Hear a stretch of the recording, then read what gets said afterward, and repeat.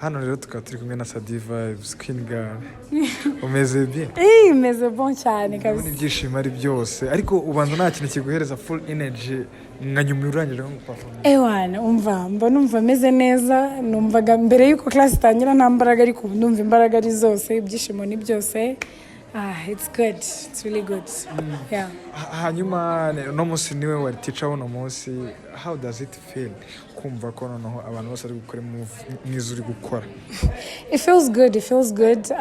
Nishimiye gusharing experiences zanjye ibyo nize with other people. Nanye ndashaka kubona abandi bantu bari gushininga, you know? Just the way I shine sometimes I want n'abandi to sharing your moment. Twese do shining.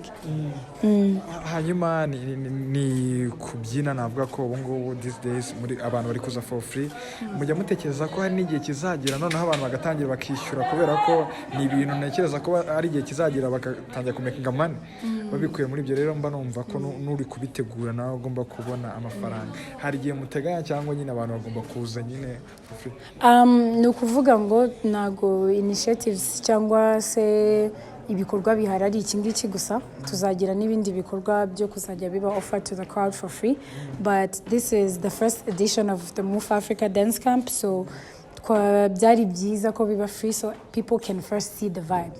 Sometimes urabona iyo ugiye guha umuntu imbuto hari igihe umubonjaho gato kugira ngo yumve niyo ziryoshye azabashe kuzigura so ubu ngubu turi kubabonja to show them what the vibe is going to be next year.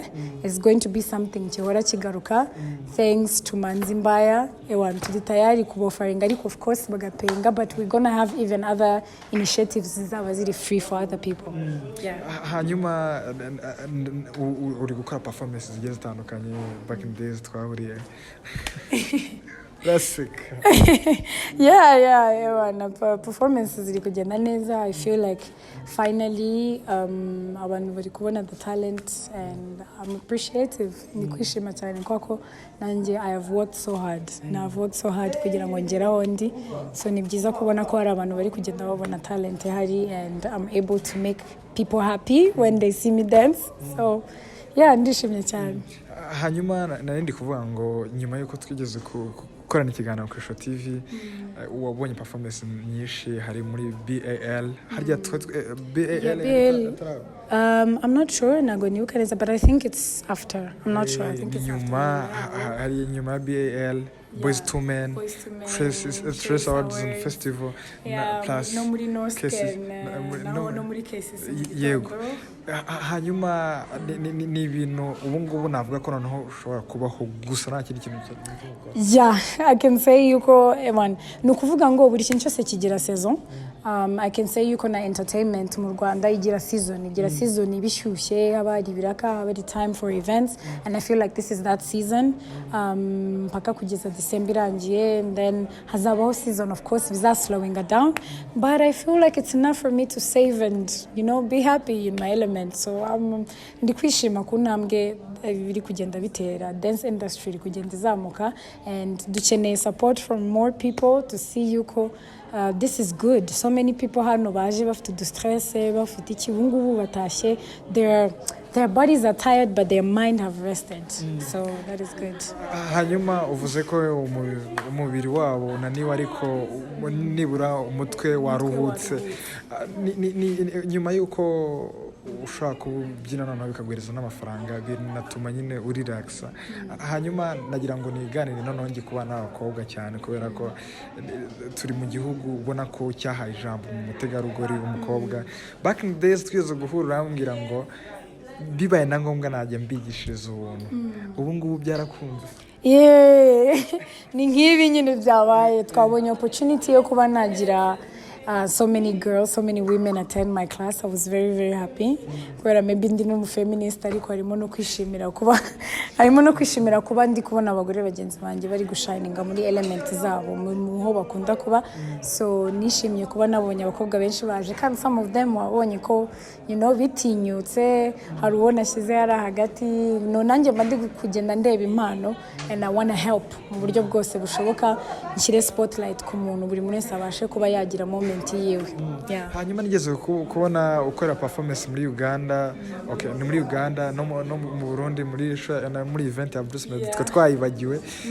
Hanyuma do you plan no kujya mu bindi bihugu, Kenya, TZ, why not? USA cyangwa Burayi? So first of all, at the moment, my priority ni ukubanza nka building the bond with the dancers around us. Nkuvuga Kenya, Uganda, Burundi. That is the bond I'm looking for. So this year muri Move Africa twazanye umuticu uvuye muri Kenya. This is the way of building connections ku buryo n'ubutaha nanjye maybe muzambona muri Kenya, the next time muzambona muri Burundi. Uganda ho ni nko mu rugo murayo. I have people there. Murayo hariya kabisa. We have a good connection, so twabonye dufitanye connection cyane nawe no muri Uganda. We're like trying n'abandi bantu bo ku mpande, and it's going good. So I hope ejo muzabona uriya muticha kuno nawe yigisha. Ubushize twigeze kuhura wigeze kumbwira ko uri n'umubyinnyi mwiza wa traditionnel, kuba ushobora kubikora gakunda, ariko most of your videos mbona ukora danse moderne, cyane cyane afrobeat y'abanyanigeria, reka mbyongereho, cyangwa y'aba West Africans. Hanyuma kuki tutari kubona Saddie vibes ari gukora traditionnel cyangwa kabivanga? Actually iyo ngiye gukora ama performances byose ndabikora, so the people who see my performances they know that I'm able to do both of them.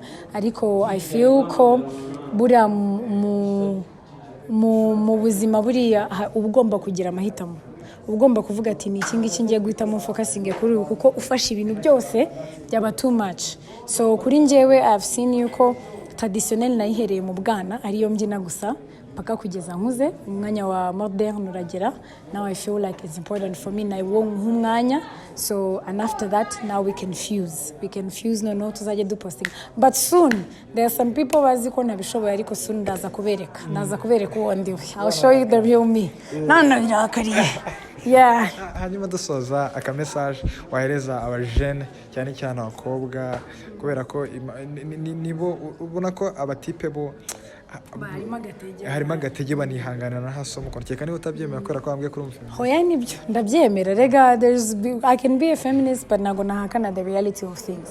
The reality of things nuko we don't have a lot of women excelling muri in this industry, but I want to be able yo kubihindura ibyo bintu, and I'm slowly trying to impact a few lives one by one, and mfite initiative igiye kuza yo gupromotinga abakobwa muri dance, and nago ndivuge details nyinshi kuko I'm still in preparation, but soon I'll let you know and you will be there. Exclusively bizaca kushusho. Yego ndabyemeye. Hanyuma nagira ngo noneho message abana bari babona Saddie vibes ati ngomba kujya muri ya place Saddie arimo cyemanzi mbaye, ariko abana b'abakobwa nicyo babwira nasoza. Kuri njyewe ikintu nakubwira, niba ufite nababwira. Yes, urumva iyo umuntu ari kukureba hari igihe aba yumva ari we directly uri kuvugisha, wowe uri kundeba ubishaka. Ikintu nakubwira nuko ntugacike intege. Hari abantu benshi bazagucira intege, hari abantu bazakubwira se ibi bintu byina ibiki, hari abantu benshi bazakubwira ibintu byinshi, ariko icyambere nuko umenya wowe uriwe n'icyo ushaka mu buzima ukagiharanira uko byagenda kose. Murakoze cyane. Murakoze nawe.